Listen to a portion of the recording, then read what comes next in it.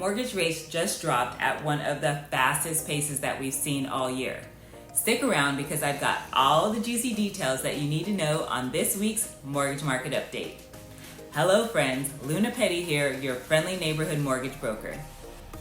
Last week was all about the Consumer Price Index, or CPI, which helped mortgage rates drop at the second fastest pace of the year. Yes, mortgage rates dropped a hair last week and are still holding steady today. So, why did this happen? Well, the CPI showed that inflation is slowing down, and that's great news for mortgage rates. As long as inflation keeps slowing down and the Federal Reserve starts lowering the federal funds rate, it's possible that we could see mortgage rates fall throughout the rest of 2024. If you're shopping for a home right now, here's a tip. Talk with a mortgage brokerage like mine.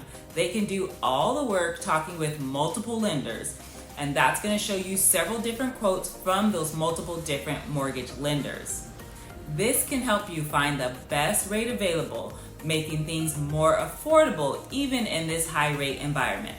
Given the current stance of the Federal Reserve, the strong performance of the U.S. economy, the relatively low unemployment figures, I believe mortgage rates are likely to remain steady in the short term.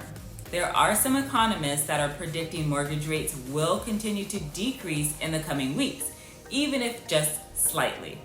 This month's job report confirmed that the labor market is cooling, and that's another factor that can help bring mortgage rates down. Remember when I said last week was all about the CPI and that helped the mortgage rates drop at the second fastest pace of the year? We're in a good spot right now, and things are looking promising for interest rates for the rest of 2024.